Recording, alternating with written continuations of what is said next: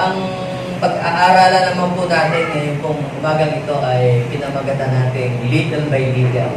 Sabihin mo nga sa iyong katabi, I believe you will become successful and prosperous.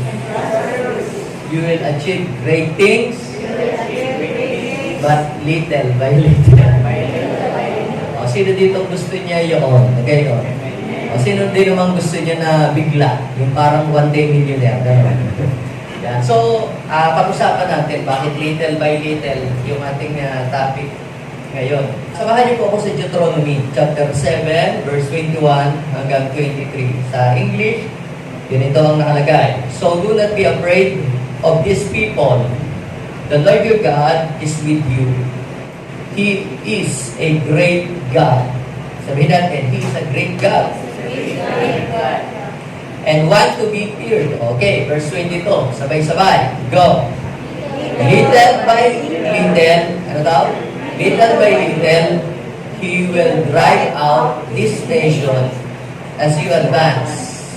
You will not be able to destroy them all at once, for if you did, the number of wild animals would increase and be a threat to you. The Lord will put your enemies in your power and make them panic until they are destroyed.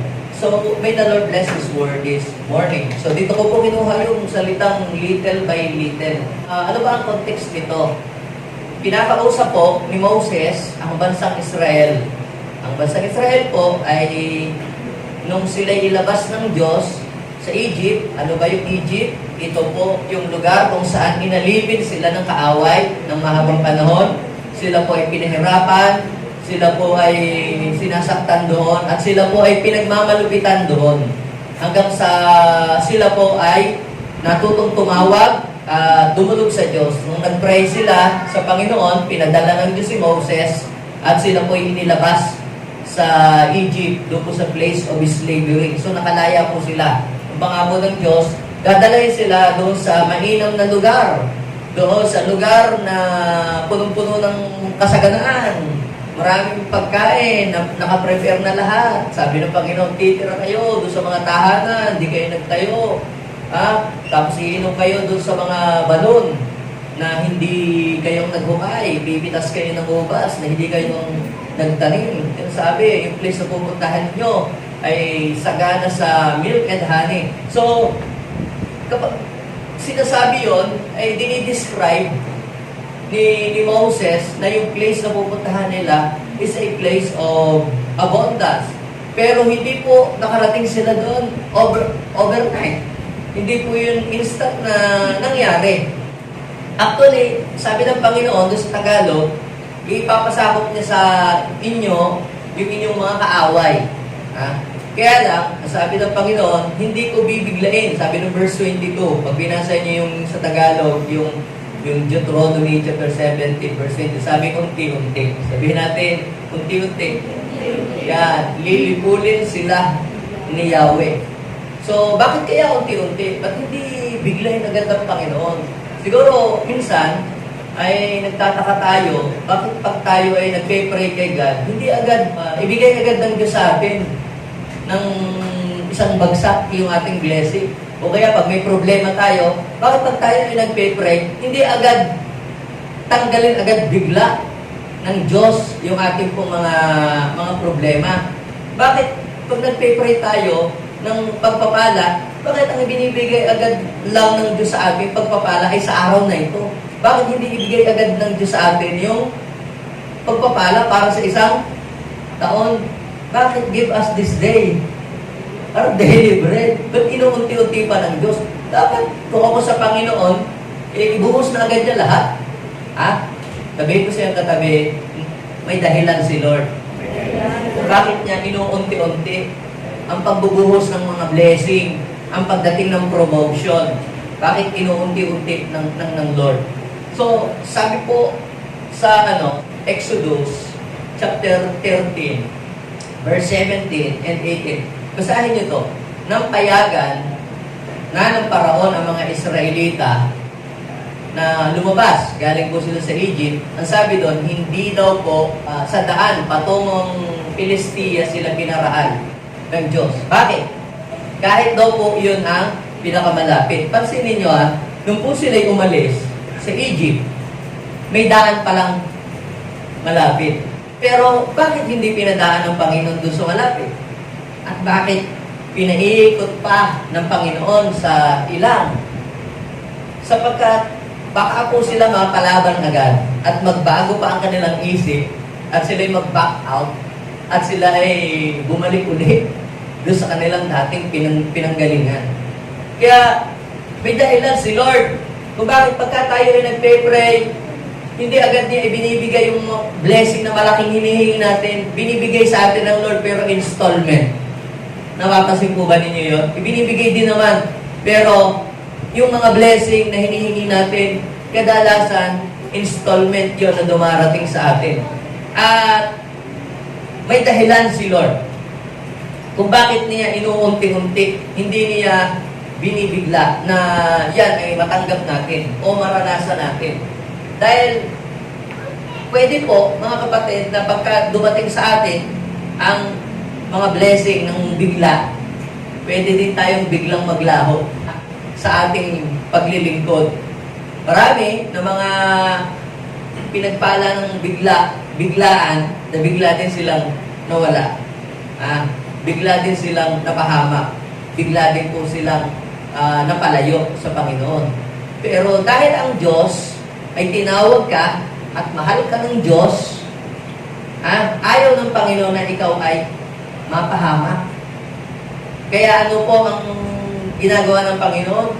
Inuunti-unti niya. Nagkaroon po ng matinding baha sa China.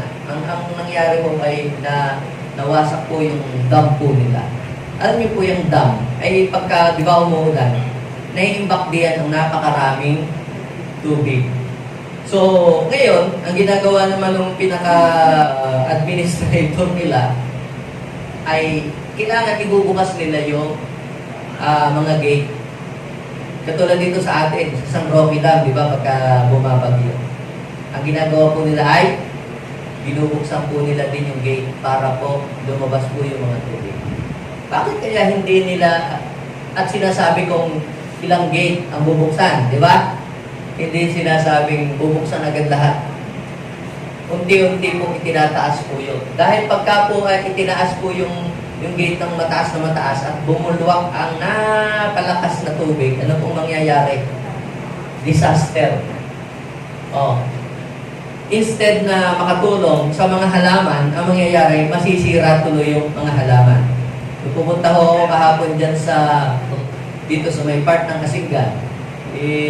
Hindi daw po sila makapagtanim kasi wala daw pong konti daw po yung laman ng dam. So, ibig sabihin, blessing yung tubig na nanggagaling sa dam. Yun ay kung mahina yung dadoy. Pero pagka malakas ang budwak, hindi na siya nagiging blessing. Nagiging, na siya, nakakasira na siya sa mga halaman. Now, what is the point? Ano po yung mga blessing na hinihiling natin sa Diyos? Ay kapag kayan biglang buhos na dumating sa iyo, pagkatapos ay hindi ka prepare sa mga blessing na yon na darating sa iyo, pwedeng hindi maging blessing yun sa buhay mo. Pwedeng yun ay may kapahamak mo pa. Now, bakit sinabi ng Panginoon na unti-unti hindi niya bibiglain? Kasi doon po sa lugar na pupuntahan po nila ay marami pong giants. Ang kalaban po ng mga Israelita ay mga giants. At yung mga giants po na yun, talagang sadyang ipapasakop na ng Lord kasi ang kanila pong mga ginagawa ay labag na sa kalooban ng Diyos. Pero, hindi daw po sila agad uubusin ng Lord. Bakit? Kasi doon daw po sa place na tinitirahan ng mga giants ay marami daw pong mga mababangis na mga hayop. Maraming hayop. maraming mga beast. Hindi nila alam paano patayin yung mga beast. Hindi sila expert pagdating doon sa pagpatay sa mga beast na yon. Sino ang expert na pumatay doon sa mga beast? Yung mga giant. Kaya pag inalis ng Panginoon lahat yung kalaban nila, ang mangyayari, magiging delikado naman po sila doon po sa mga mababangis na hayop. Patay din po sila. So, ibig sabihin, hindi rin magiging blessing sa kanila kung sila ay mapapunta doon earlier. Kaya sabi ng Panginoon, little by little, hindi ko bibiglain na alisin lahat ang mga higante. Dumating ba sa sitwasyon ng buhay nyo, may kasama kayo sa trabaho, sa kumpanya, ng mga taong mga masusungit, mga taong hindi nyo gusto ang ugali, minsan ipinagpepre nyo ng Lord, sana ilipat mo na siya ng department, masama ang ugali niya, nauna, pero ba't hindi inaalis ang Panginoon? Diba? Dahil pagka inalis ng Panginoon yun, yumabang ka, ikaw naman yung yumabang, ikaw naman yung magmalaki. Bakit di agad ipinopromote ka ng Diyos? Baka naman pagkatapos na ikaw ipromote agad ng Panginoon, ay ikaw ay magyabang na o ikaw ay magkaroon na ng pride. So, ngayon, meron pong tatlong mahalagang bagay akong i-share sa inyo. Why does God want us to achieve great things little by little? Sabihin natin, little by little. Bakit gusto ng Lord na ma-achieve natin yung mga bagay na pinangako niya sa atin little by little? Bakit ayaw niyang biglaing agad? So, ang number one na nakita ko, mga kapatid, because God wants us to become rooted in our faith. God wants us to become rooted in our faith. Mahalaga ba ang maging rooted sa pananampalataya? Kung ang puno, mga kapatid, ay basta na lamang siya tumaas at siya ay mamunga, pagkatapos yung puno ay wala naman siyang ugat, ano ang mangyayari sa punong walang ugat? Yung mayabong na puno, mamaya mayabang na puno, tapos maraming sanga, tapos hitik na hitik sa bunga. Kaya lang ang problema, walang ugat na humahawak, nagsusupport. What will happen to that tree? Pwedeng mag-collapse yun at pwedeng mabubagsak dahil hindi niya kayang i-contain yung bigat ng puno. So, tayo po, dito, lalo na dito sa Pangasinan, nakakakit tayo ng mga grafted mango tree. Mga grafted avocado, grafted, ano ba mga grafted? Mga calamansi or whatever. Yan po ay ginawa, na-invento yan. Kasi nga, dahil it takes 20 years bago ang bumunga ang isang mangga, ang avocado, it takes 20 years din. Kaya, nakakainip. Kaya para po mapabilis ang bunga, ang ginagawa po nila ngayon ay ginagrafted nila. Kukuha po sila ng isang batang-batang puno ng mangga, kunyari, tapos doon sa matured na sanga na matanda ng puno, ay puputol sila doon ng sanga din, tapos pagdudugtungin. Yan, para maging grafted. Tapos, yun po, pagkalipas ng mga buwan, magdudugtong yun. At pag bumili po kayo dyan sa may Divinesia, o kaya sa may part ng Santa Barbara, o pupunta sa San Carlos, maraming mga grafted trees dyan. Minsan nga, may mabibili na kayo na meron ng bunga at meron ng bulaklak. Ang ganda, no? Na wala pang isang taon, makakatikim ka na agad sa iyong tanim na mangga ng mangga.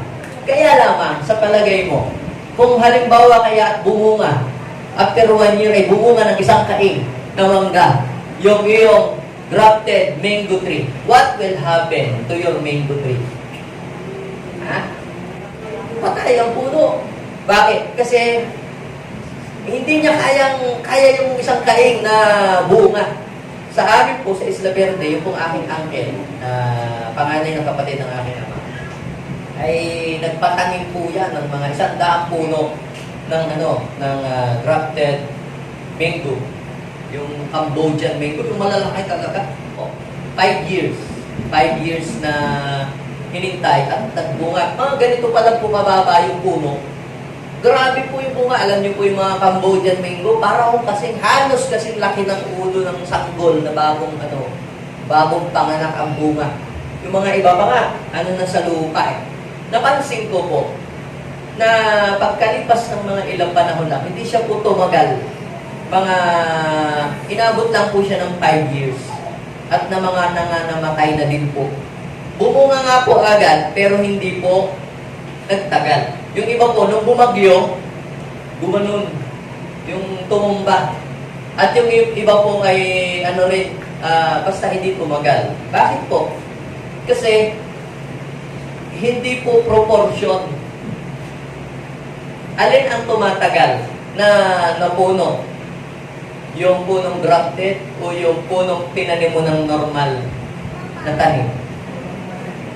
Alam niyo po yung mga tinanim namin na yung mga normal na pagtatanim, yung talagang normal hindi mo sinorkat o ginrafted. Alam niyo po ba na tumatagal yan ng 50 years, yung iba 60 years, yung iba siguro may mga mangga kayong hindi pa kayo tao, hindi pa kayo pinapanganak. Mangga na yun. Hanggang ngayon, buhay pa rin. Pero alam niyo po ba, mga kapatid, hindi po yan lumaki ng overnight. Ang tanong ay ito, pwede ba ang Lord magpatubo ng overnight na puno at magpabunga? Pwede, hindi pwede? Pwede. Ginawa nga niyan sa Jonah Jonah chapter 4, verse 6 to 7. Ginawa ng Diyos. Overnight, tumubo ang halaman, nagsanga. Ay overnight din, nalagta din. Diba?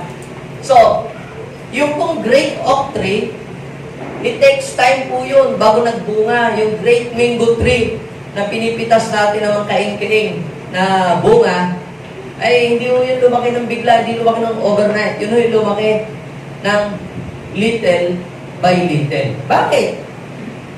Hindi agad pinabubunga ng Diyos yun ng marami. Kasi po, hinihintay muna ng Panginoon na mag-ugat siya, mag-spread ang kanyang mga roots. Gayon din sa ating buhay, pananampalataya. Kinakailangan munang tayo ay mag-ugat sa ating pananampalataya sa Panginoon. Marami po na naka-experience ng tagumpay. Dati, mga Kristiyano to, mga sabihin natin believer kay God, na talaga naka-experience sila ng great success, great promotion, great position, great fame. Dati po sila ay talagang on fire sa church. Nagpapagamit. Nung sila po ay makarating na sila doon sa stage ng greatness, biglang mga nangawala po sila. Iba ho yung mainit sa Panginoon, iba yung rooted kay Lord. Pag sinabing ikaw ay rooted, ikaw ay talaga nagmamature sa iyong pananampalataya. Kapares po halimbawa ni Elvis Presley. Siya nakakilala kay Elvis Presley. Siya po ay sikat nung panahong niya pagdating sa rock and roll. Siya po ay sumikat, nakilala siya sa buong mundo. Pero namatay po siya dahil na-overdose po siya ng drugs. Siya po ay gifted. Kaya po siya sumikat. Gifted siya sa pagtugtog, siya po ay gifted din sa pagkanta. Pero saan po siya nagsimula? Nung hindi pa siya sikat, siya po ay keyboardista sa church na Baptist. Nung po siya ay na-opera ng world, na kumanta sa secular, ginrab po niya ang opportunity. Dalawa po sila magkaibigan. Yung isa nagpaiwan sa church, pero siya ay umalis sa church. At anong nangyari? Dahil sa wala siyang hindi rooted yung kanyang faith, hindi niya na-contain yung fame. Hindi niya kinaya ang yung worldly system. Kaya ano ang nangyari?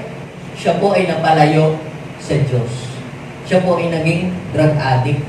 Siya po ay naging sinners. Bakit ganun? Siya naman dati kumikilala kay Lord. Alam niyo, mga kapatid, all of us here, we are not exempted. Pwede tayo mapalayo lahat sa Panginoon if we are not rooted. Pero pag ikaw ay rooted, bagyuhin ka man ng problema, o bagyuhin ka man ng pagsubok, o bagyuhin ka man ng pagpapala, mananatili ka pa rin kay Lord at hindi ka bibitaw kasi rooted ka. Amen? Sabihin mo na siya, kapatid, buti na lang rooted tayo kay Lord. Ang dami mo ng pinagdaanan, mga problema, dahil mga akusasyon at mga kung ano pa, nananatili ka pa rin kay Lord, ay ibig sabihin rooted ka. Iba po ang pagpapala natatanggapin ng mga rooted. Pwede ka naman din makatanggap ng mga instant blessing. Pero yung blessing ng mga rooted sa pananampalataya kay Lord, pangmatagalan yun. Amen? Yung mga grafted mango, makakatanggap sila ng instant fruits. Di ba? Pero hindi pala yung nagtatagal. Pwedeng matumba agad yung puno. O pwedeng mamatay agad yung puno dahil matanda na yung sanga, bata pa yung puno. So ano pong ibig kong sabihin, mga kapatid? Mas maganda na yung ikaw ay dalahin ng Diyos doon sa place of greatness, doon sa panahon na kanyang itinalaga para sa iyong buhay. Pero habang wala ka pa doon, ano ang kailangan mong gawin? Kailangan mong magpakalalim ka. Ikaw ay mag-devotion. Ikaw ay mag-worship. Ikaw ay manalangin. Ikaw ay dumalo sa mga gawain. Habang nagpe-pray ka, Lord, sana makapag-abroad ako. Ang tanong ay ito, kung dito pa nga lamang sa Pilipinas, natutokso ka na, hindi lalo ka na pagka pumunta ka pa sa abroad, mas maraming tukso doon. So anong ibig kong sabihin? Masama bang mag-abroad? Hindi naman. Habang hindi ka pa napunta doon, ikaw ay magpakalalim. Ikaw ay maging rooted sa iyong pananampalataya para kahit dumating yung ganong punto sa iyong buhay, may matitira pa rin sa iyo, makakabangon ka pa rin. Pero kung hindi ka rooted, madali pag tumumba ka, hindi ka na makakabangon. Hindi ka na makakabawi. Kaya napaka-importante, una sa lahat ay maging rooted tayo sa pananampalataya sa Panginoon. Huwag mo agad na saing yumamang kang bigla. Huwag mo agad na saing ikaw may ma-promote agad ng bigla. Kasi pag hindi rooted ang ating pananampalataya sa Diyos, kung pwedeng yun ay ikapahamak ng ating buhay at tayo ay mapalayo pa sa Panginoon. There is a great danger when it comes to great success and promotion. Now, ano ang kailangan natin gawin? Kinakailangan ay maging rooted. At paano magiging rooted kaya sa pananampalataya? Ay magkaroon ka ng personal devotion kay Lord. Dumalo ka sa mga gawain. May mga politician po na dati po silang Christian, born again, umaattend sa gawain. Kaya lamang po, dahil hindi po sila rooted sa kanilang faith sa Panginoon, nung po sila ay naandoon na sa politics, ano pong nangyari? Nag-compromise na po sila. Instead na maging blessing sila doon sa mga tao, ano ang nangyari? Natangay po sila ng agos ng mundo. Some of them, naging involved pa sa mga illegal na mga gawain. Kaya it is very dangerous, mga kapatid, na ikaw ay makaranas ng great things na hindi ka rooted. Maging sa church din. Sa church. Kapag ikaw ay naghawak ng malaking gawain, o kaya ikaw ay nagamit na sa larangan ng pagtuturo, siyempre maraming mabibless, maraming papalakpak sa iyo, ikaw ay sasaluduhan, at kapag hindi ka rooted, pwedeng magmalaki ka at yumabang, at pwedeng ikaw ay mahilahin ng kaaway. Sabi po sa 1 Timothy chapter 3, tingnan nyo, and 6, kailangan siya ay matagal ng nananampalataya. So, anong ibig sabihin nito? Kailangan na matagal ang nananampalataya. Bakit?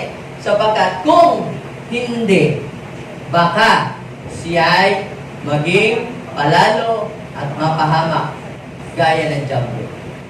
So, napaka-importante sa lahat. Yes, hindi masamang mag-pray ng success. Hindi masamang mag-pray ng mga blessing. Pero, you must be sure sa iyong pananampalataya na dapat ito ay rooted. Sabi po sa Colossians chapter 2 verse 7, basahin natin, keep your roots deep. Hindi lang basta maging rooted. You must keep your root. Ito yung spiritual root ha, yung pagkaka-anchor o yung pagkakadikit o pagkakakapit sa Diyos. So, keep your roots deep in Him. Dapat ikaw talaga ay rooted kay Lord. Build your lives on Him and become stronger in your faith. So, ibig sabihin, pag ikaw ay rooted, ito yan. Kahit bumagyo, kahit dumating ang problema, dumating ang mga mabibigat na pagsubok, magpapatuloy ka pa rin kay Lord. Hindi ka mawawala sa paglilingkod. Diba? Yung ginagawa mo dati, nung hindi ka pa mayaman, gagawin mo pa rin kahit mayaman ka na kay Lord. Amen? Palapakan natin ang Panginoon. Kaya anong silbi ng kayamanan? Mapapalayo ka din lang naman kayo, mapapahama ka. May sinabi nga si Paul. Tignan niyo, doon sa 1 Timothy chapter 6, verse 10. Sapagkat ang pag-ibig sa salapi ay ugat ng lahat ng kasamaan. Dahil sa paghahangad na yumaman, may mga tao na nalalayo sa pananampalataya. Pero doon tao nalalayo sa pananampalataya at nasasadla saan? Maraming kapighatian. Ano ang problema? Anong naging problema? Napapalay sa pananampalataya. Ang tanong ay ito, masama bang yumaman, Pastor? Hindi po masama ang yumaman. Ang masama ay ibigin mo ang kayamanan ng higit doon sa nagbigay. Sino ba ang nagbigay ng kayamanan? Sino ba ang nagbibigay ng kayamanan? Kung ang Diyos ang nagbibigay ng kayamanan, sino ang iibigin mo? Yung kayamanan o yung Diyos na nagbigay ng kayamanan? Ang nagiging problema, if we are not rooted sa ating faith kay Lord, minsan, yung ating pagmamahal sa Diyos, nalilipat doon sa pagmamahal sa mga material na bagay. Kaya ano nangyayari? Napapalayo sa pananampalataya at nasasadlak sa maraming kapighatian. Kaya sabihin mo sa iyong katabi, gusto ng Lord, masagana ka na, masaya ka pa. Hindi yung mayaman ka, pero miserable naman ang buhay mo, napalayo ka kay Lord. Hindi rin siya blessing. Di ba sabi ng Bible, the blessing of the Lord make us rich and He add no sorrow with it. Ang pagpapala daw ng Diyos ay kayamanan, walang kasama, kabalisahan. Ngayon, pag ikaw ay laging nababalisa, ay hindi blessing yun. Nababalisa ka wala kang kapayapaan. Ang tunay na blessing, mga kapatid, yung ikaw ay napapalapit sa presence ng Diyos. Yung kayamanan na napapalapit ka sa presence ng Lord. Yung success na ikaw ay napapalapit sa Diyos. Pero yung success, pero napapalayo ko kay Lord, nasisira naman ang iyong buhay. Nagugulo ang buhay mo, hindi mo yun good success. That is a bad success. Sino dito ang gusto ng good success? Para good success ang ating maranasan, ang kailangan, mga kapatid, ay maging rooted tayo sa ating pananampalataya sa Panginoon. Colossians chapter 2, verse 7, keep your roots deep in Him. Magpakalalim tayo kay Lord. Sabihin mo sa iyong katabi, magpakalalim tayo kay Lord. Ito. Ang ating role as a followers of Christ ay magpakalalim kay Lord. Amen? Trabaho na ni Lord ang dalahin ka sa greatness. Sabihin mo sa iyong katabi, yung trabaho ni Lord, hayaan mo trabahuhin ni Lord. At trabahuhin mo yung pinapatrabaho sa ni Lord. Ano ba ang trabaho natin? Maging malalim sa Panginoon. Keep your root deep. Kayo mga kabataan, attend kayo ng fellowship ng mga kabataan, dumatid ka ng mga gawain, dumatid ka ng mga leadership camp, dumatid ka ng magpapalalim ng iyong faith. Pag may Bible study, mag-join ka. May personal devotion ka. Makinig ka ng mga salita ng Diyos. Ibig sabihin niyan, yung iyong root ay nagiging deep. Kaya kahit napalayo ka na sa mga magulang mo, nandun ka na sa ibang bansa, malayo ka sa mga magulang mo, hindi ka mawawala sa iyong faith kay God. Sila Joseph, sila Daniel, sila Shadrach, sila Meshach, sila Abednego, sila yung mga kabataan. Lang sila? 17 years old, 20 years old. From Israel, sila po ay nalipat sa ibang place. Si Joseph, from doon sa place nila, napunta siya sa Egypt. Pero alam niyo po, ang daming mga temptation, pero hindi sila nakalimot sa Diyos. Kapag ikaw ay malalim sa pananampalataya, hindi ka makakalimot sa Diyos. Amen? Pag nag-abroad ka, hindi ka makakalimot sa Diyos. Sino dito ang naniniwala mo kapag a-abroad siya? Makapunta sa ibang bansa. Yung iba magtatrabaho. Pero, ito lang ang masasabi ko sa iyo. Keep your roots deep in Him. Kaya pagpunta mo sa ibang bansa, hahanapin mo pa rin ang gawain ni Lord. Are you following me? Yan. So, bakit hindi agad tayo dinadala ng Diyos sa ating greatness ng bigla? At bakit gusto ng Diyos little by little? It is because God wants us to become rooted in our faith. Gusto muna ng Diyos, mag-ugat ka. Yan. Hindi lang yung binti mong nagkakaugat. Pananampalataya mo, mag-ugat kay Kristo. At pag ikaw ay nag-ugat sa pananampalataya, kahit dumaan ka sa problema, kahit walang pera, kahit maraming pagsubok, maraming persecution, nagpapatuloy pa rin kayo. Okay? Yun, ang mga rulo. Hindi yung, konting problema lang, wala na, hindi na nagpatuloy sa hindi mo na nakita, nabalik na ulit sa dati. Okay, so, number 2, reason why God want us to experience great things little by little. God wants our heart to be prepared for greatness. Inihahanda mo kasi ganito yan.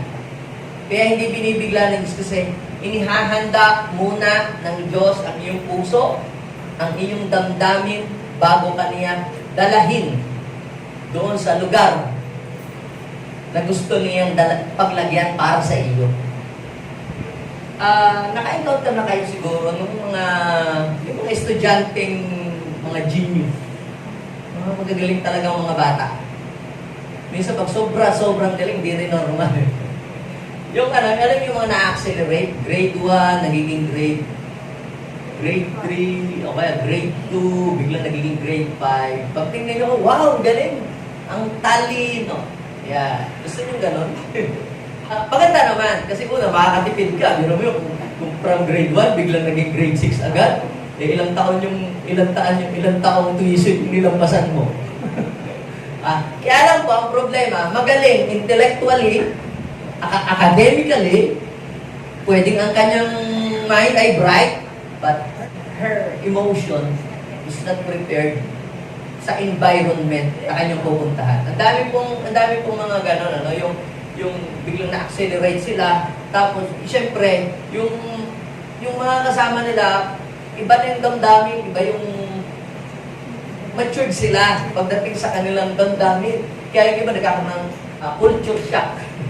Anong nangyari? Hindi siya maka-adapt doon sa mga nasa paligid niya, environment niya, kasi hindi niya ka-edad, hindi niya ka-level ng pagdating sa gulang. So, kaya, hindi agad tayo dinadala ng Panginoon. Bigla-bigla agad. Parang nagpe-pray ako, Lord, padami mo agad ang ma-attend sa church natin. Bigyan mo agad ako ng maraming congregation, maraming mga church. Buti na lang, mahal ako ng Diyos. Paano mo nasabing mahal ka ng Diyos, Pastor? It takes years bago dumating sa iyo. Dahil hindi ko naiintindihan yung aking pinag-pray-pray. Sabi ko, binigay agad sa akin pala ng Panginoon ng instant, baka wala na ho ako ngayon sa harapan niyo. Dahil, ano ang kayamanan, ang kasikatan, or title, or position na ibigay sa iyo na hindi handa ang iyong puso, hindi ka na humble, pwede kang maging mayabang, pwede kang magyabang. So, tayo pa naman, pagka tayo ay pinupuri, ang ating damdamin, talaga naman. Sa totoo lang, mas maganda pa yung ikaw ay napipersecute. Yung ikaw ay, sinasabihan ng yung mga, sometimes yung mga painful words. Kasi umiiyak ka pa, nagpe-pray ka pa kay God eh.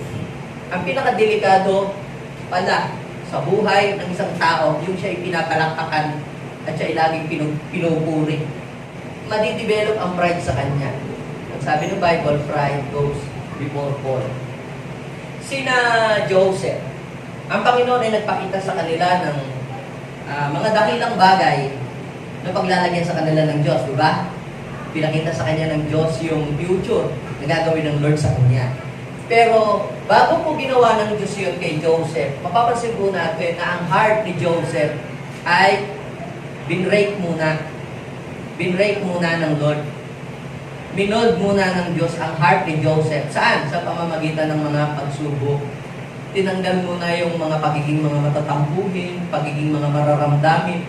Alam niyo po, ang pagiging mga matatampuhin at mararamdamin ay hindi katatagal sa anumang mga posisyon na ilalagay sa iyo. So kailangan maano muna yon, mag-break muna yon. At ang iyong heart ay mag-mature, maging ready. At paano yon? Dadaan ka muna sa mga pagsubok para ma-shape ng Diyos ang iyong heart. Kapag kayong hindi ka na nagagalit, pagka may mga nagkikriticize sa iyo, napagpapasensyahan mo na. Sino dito yung pagka napulaan ang kanyang niluto, nagtatampo na, hindi na ako niluluto, kailan? Di ba? Dapat handa ka sa mga magkikriticize sa iyo. Dati nun, kaunting bagay lang na mapuna sa akin, nadi-discourage na po agad ako. Kaunting puna, yung mapuna lang ako sa mga ginawa ko na hindi magustuhan at pinuna ako.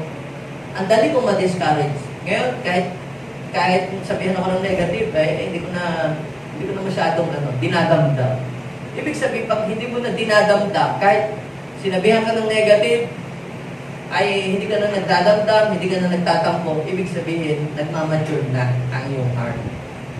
Kaya, kung kaunting negative lang na salita, ay ikaw agad ay nagtatampo na, kaunting negative words lang na marinig mo ay parang ikaw ay nawawalan na ng gana, magtrabaho, magnegosyo, ay hindi ka pa narapat-dapat na tumanggap ng mga dakilang bagay. Bakit? Dahil ang dakilang bagay ay hindi makakabuti para sa iyo. Yun ay para lamang po sa mga kinulma at naayos na ang puso. Pansinin niyo, anong nangyari kay Joseph nung maayos na ang puso niya? Ginawa po siya ng Lord na gobernador ng Egypt. Si David naman, di ba sabi, si David ay gagawin ng Panginoon na hari ng Israel. Kaya pinapunta si Samuel saan? Sa bahay ni Jesse. Nung bang i-anoint si David ng oil, kinabukasan, naging hari na ba agad siya? Hindi pa po muna. Pinadaan po siya sa mga testing, maraming molding, maraming pong training. Bakit? Because God is preparing His heart for leadership. Yes, ito yung pupuntahan mo. Ito yung lalakaran mo. Ito yung paglalagyan mo sa iyo. Pero, kinakailangan muna si David dumaan sa wilderness. Kinakailangan muna siya ay maging apprentice. Maging tagadala muna siya ng mga gamit ni Saul. Hindi agad po siya hari. So, gayon din, yung mga pinagdadaanan natin sa buhay, yan po ay part ng pagmumuld sa atin ng Diyos. Si David, anong ginawa muna sa kanya ng Panginoon? Nag-handle muna siya ng 10. Nung kaya niya nang i-handle ang 10, nag-handle siya ng 50. Nung kaya na na-handle ang 50, nag-handle siya ng 100. Nag-handle siya ng 1,000. Tapos nung mamatay na po si Saul, hindi agad siya naghari sa buong Israel. Naghari muna siya sa 2 lipi kay Judah, ay dun muna sa lipi ni Judah, sa mga kamag-anak muna niya, mga kamag-anak. Kaya hirap naman yan, no?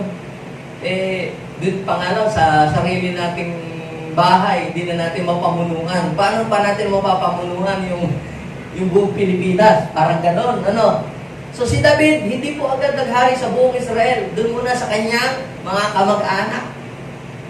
Then, after 7 years pa, tsaka naman siya naghari sa buong Israel.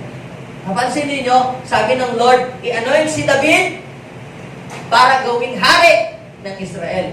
Pero yung po ba'y naging hari siya overnight? Hindi. Ano mo nang ginawa ng Panginoon? I-repair kanyang heart. At ang kanyang puso ay ayos na, at ang kanyang puso ay ready na tumanggap ng mga dakilang bagay, saka ito dumating sa Kaya sabihin mo sa iyong katabi, pag ready na ang heart mo, kahit bukas, paparatingin na ni Lord yung blessing mo. Amen?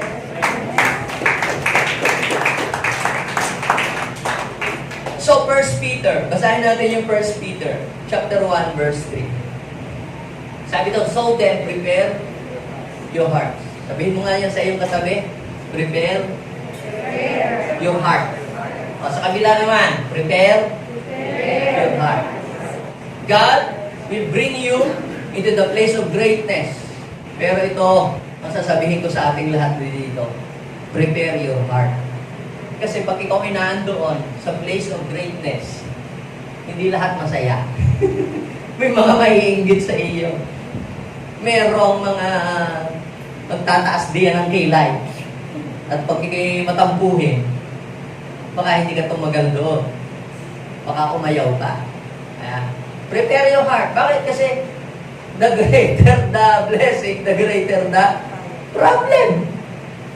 Oh. So, prepare mo ang heart mo. At kung hindi ka pa prepare, edi hilingin mo kay Lord, Lord, make my heart ready. Make my heart prepared. Para pag dumating po yung blessing, ay hindi po ako mapapalayo sa inyo. Sino dito ang nakabasa ng the story ng the young son? Pero kilala yun sa prodigal son. Prodigal son. Alam niyo ang nangyari doon sa story yun, ha? Ang story doon, humingi ng kayamanan, o hiningi ng mana nung bunso, nung young. Alam niyo po, young means immature. Hiningi niya ang blessing niya agad-agad. Oh. Ngayon, di binigay naman. Kinabukasan, bigay agad. Mayroon po bang magandang naging epekto sa kanya?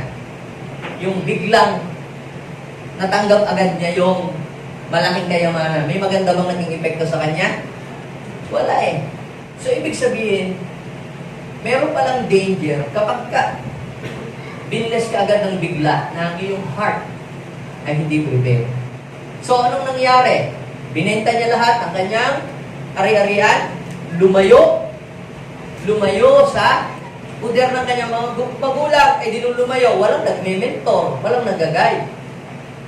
Hindi niya na-contain yung blessing. Ang kanyang puso, hindi ayos. So, nilustay niya ang kanyang kayamanan. Ito ngayon, ang naging problema. Nung maubos na ang kanyang pera, anong nangyari? Naghirap doon sa place, nagkaroon ng famine. Wala siyang makain. Namasukan siya, nag-alaga ng baboy, wala magbigay ng pagkain. Kawawa ang naging buhay niya, naghirap talaga siya.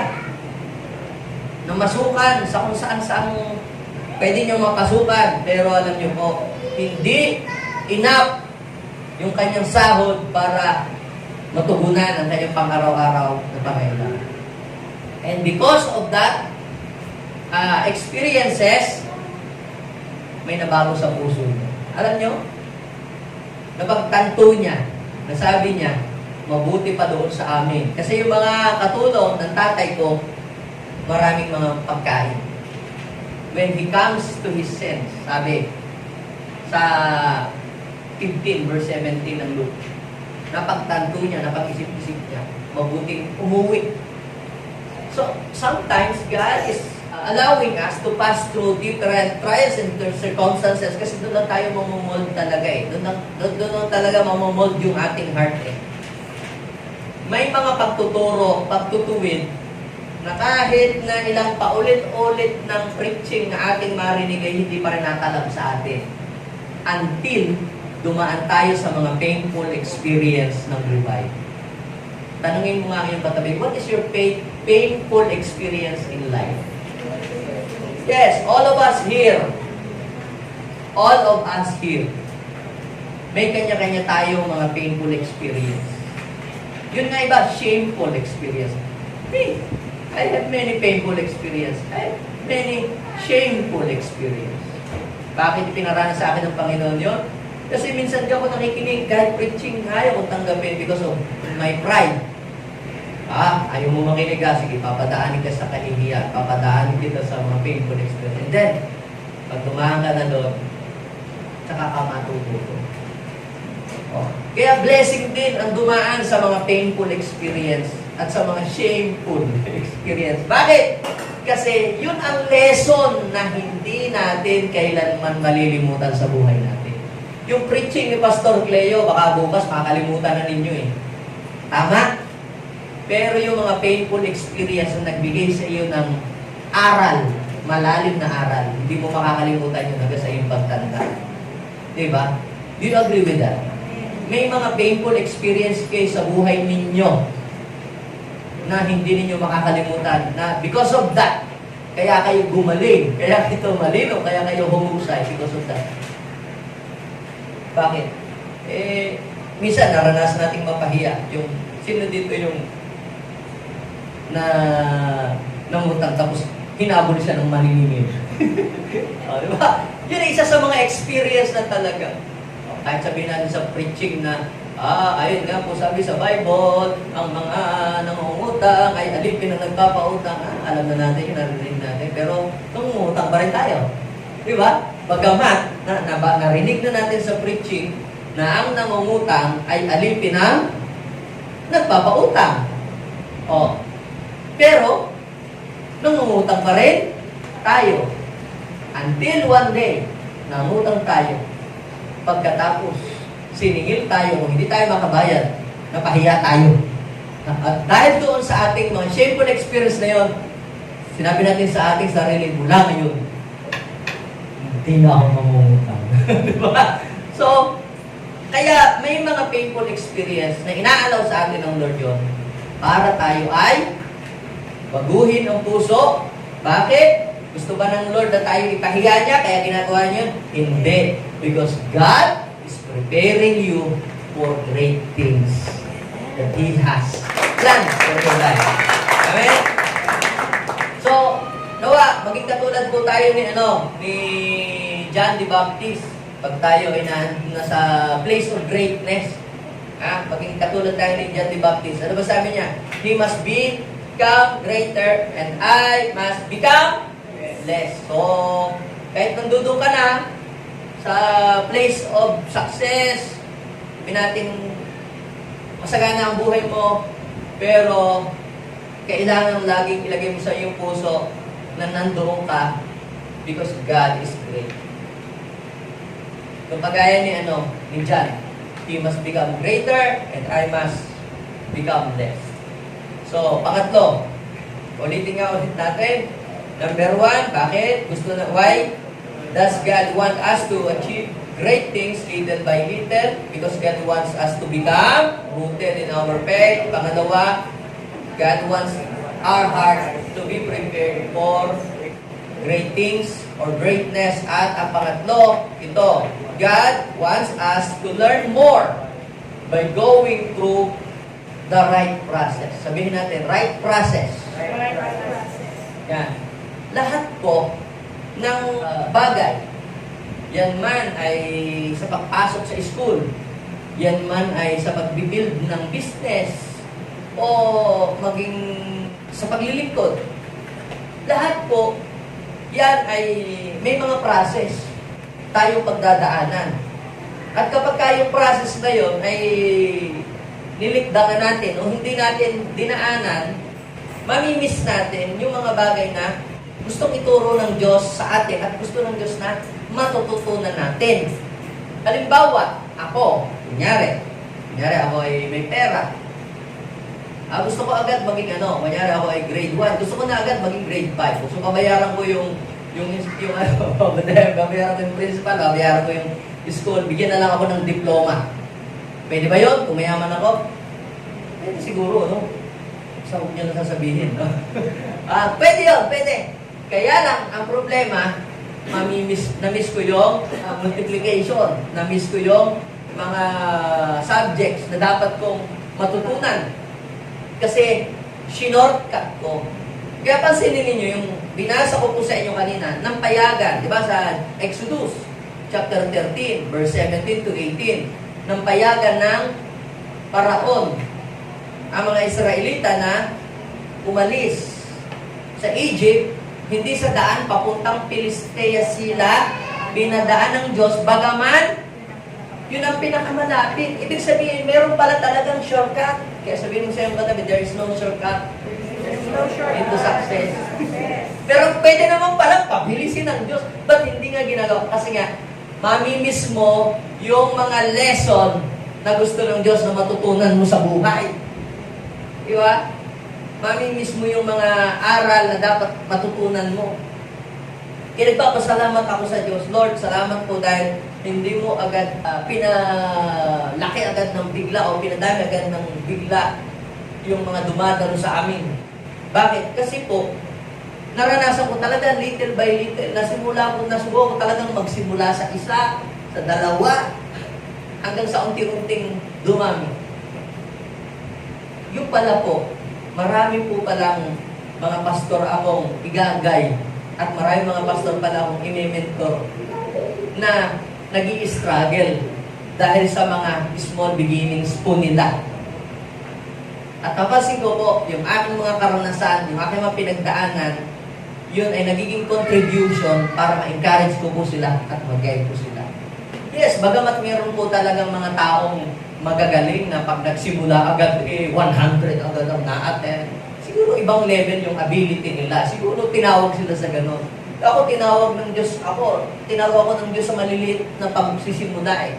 Ang mga churches natin, hindi ko nagsimula yung madami agad. Yan na niya, buhay ng panatorya, sila Brad Omi. Nung sisimula kami dito, hindi agad madami agad. Pero alam mo, nagpapasalamat ako, hindi agad pinadami ng bigla. Bakit? Kasi magigipa lang threat ang mga mababangis na hayop. May mga prayer nga kami nun, Lord, tanggalin mo na nga ito, masugit ito. Ba't hindi agad inalis ng Diyos ng bigla? Minsan pinagpe-pray ka na, Lord, ilipat mo na lang siya, dalahin mo na lang ito sa kabilang ibayo. Yung pala hindi inaalis ng Diyos kasi di ba sabi ng Panginoon, magiging kayong delikado sa mga mababangis na hayop. At hindi ninyo kakayanin pag yun ay inalis ko agad bigla. Kaya little by little. Kaya ba may problema ka, pinagpipray mo kay Lord na alisin agad bigla, hindi inaalis ng Diyos ng bigla, unti-unti. Kasi merong gustong ituro sa atin si Lord na lesson. Amen? Kaya pala hindi agad inaalis ng Diyos ng bigla. Minsan meron kang, ikaw ay estudyante, meron kang teacher na terror pagdating sa grade. Diba? Na masungit na, Lord, sana ilipat mo na lang siya ng school. Pero hindi ka dinidinig ng Lord. Kasi mayroong gustong ituro ang Lord sa atin, lalo na sa ating mga ugali. Okay, so sabi po dito, sa Philippians 4, verse 12, sabi ni Paul, naranasan daw niya ang maghikahos, may pagkain o ng pagkain, ang meron tsaka wala. Diba? Natutunan daw po niya maging kontento. Nalaman niya ang sikreto kung paano masiyahan sa anumang kalagayan sa buhay. Yun ang gusto ng Lord sa atin, na matutuhan natin. Yung sikreto. Ang mamuhay na meron, mamuhay na wala. Hindi lang yung, kaya mo lang mabuhay pag meron, pero paano pag wala? Hindi mo na kayang mabuhay. Ako, kaya ko mabuhay ng wifi. Walang wifi, o kaya may wifi. Yung mga bata ngayon, pag wala ng wifi, hindi na kayang mabuhay. Sila, bro, kahit walang wifi, hindi ka buhay. Pero yung mga bata ngayon, sa henerasyon ngayon, nako, tanggalan mo ng wifi. Nako. Stress na yan. Gusto ng Diyos na matutunan natin yung lahat ng sitwasyon sa buhay. Si Jesus po, pansin natin, hindi po agad siya gumawa ng mga dakilang bagay. Diba? Sinilang siya ni Mary. Siya daw ay magiging savior ng mga tao. Pero hindi po agad siya naging miracle worker agad. Nung pagkapanganak pa lang. Ano po ang nangyari sa kanya? Nag-training muna si Jesus.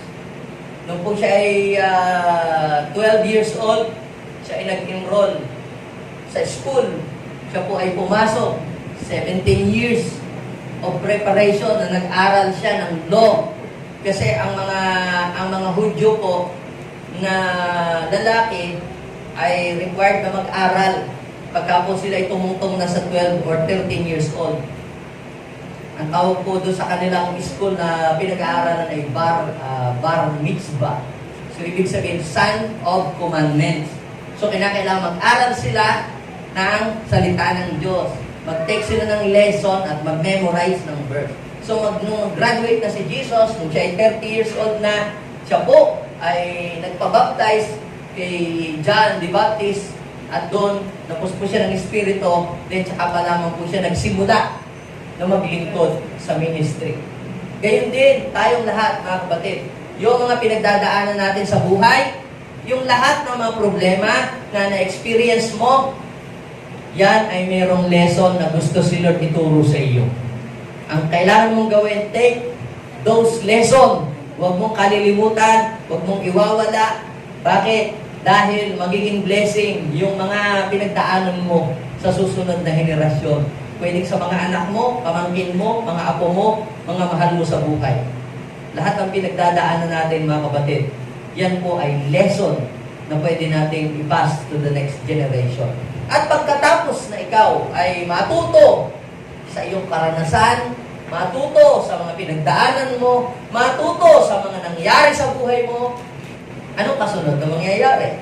Sabi po sa Psalms 66, verse 12, we went through the fire and flood. So ano po ba yung fire? Ang fire symbolizes our trials, symbolizes our difficulty sa buhay. And blood, pwedeng ito yung mga hindi magagandang bagay na nagaganap sa buhay natin. Pwedeng ito yung mga issues na pinagdadaan natin sa buhay.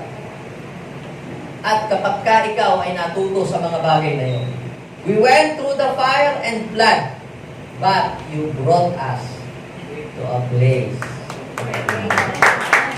Kaya ikaw ngayon ay may pinagdadaan ng fire. Fire symbolizes your testings. Your flood symbolizes your difficulties. I am telling you, brother and sister, you are just one step to the place of great abundance.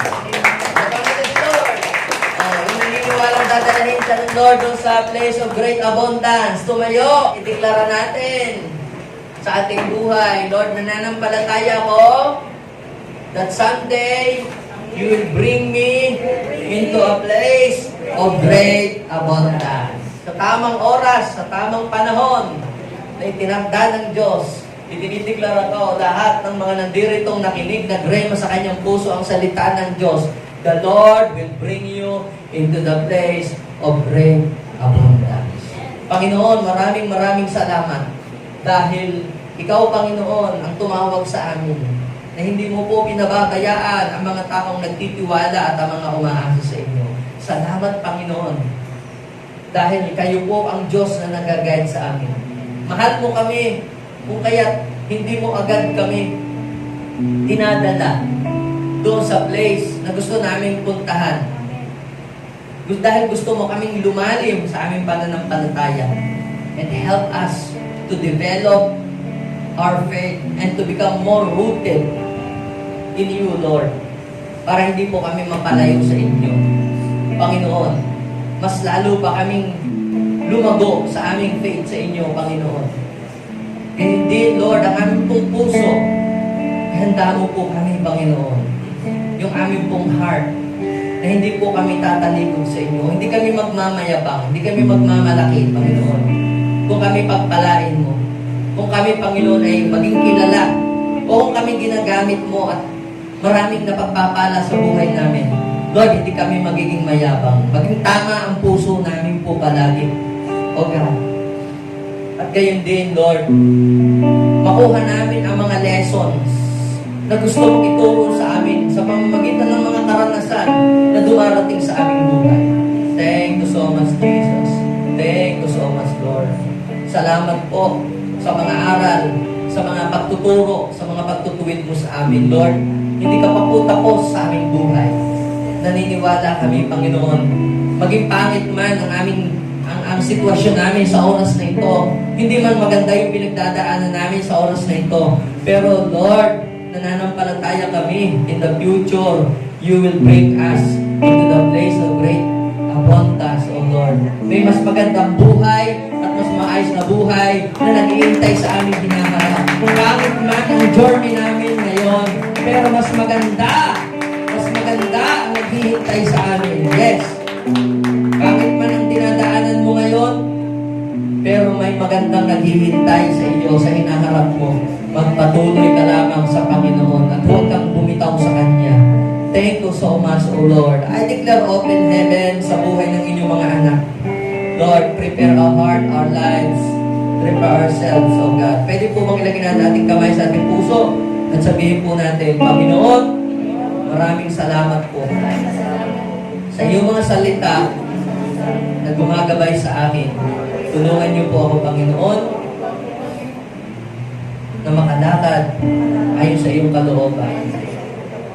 Tulungan niyo rin po ako na maipamuhay ang iyong mga salita na aking napakinggan. Panginoong Jesus, gamitin mo akong pagpapala sa buhay ng maraming tao. Maghari ka sa puso ko, kinikilala kita bilang aking Panginoon at sariling tagapagligtas. In Jesus' name, Amen and Amen. Ako na lang magpe-pray para sa inyo. Bless your people, Lord. Bless your people ngayong araw na ito. At ang lahat ng mga dumalo ngayon, Lord, makangta nila yung mga great things that you have promised to them, Lord. Na hindi sila mawawala sa inyong kaharian bagkus sila ay magpapatuloy at magdadala pa ng maraming mga tao papalapit sa inyong kaharian. This is our prayer, Lord. In Jesus' name, Amen.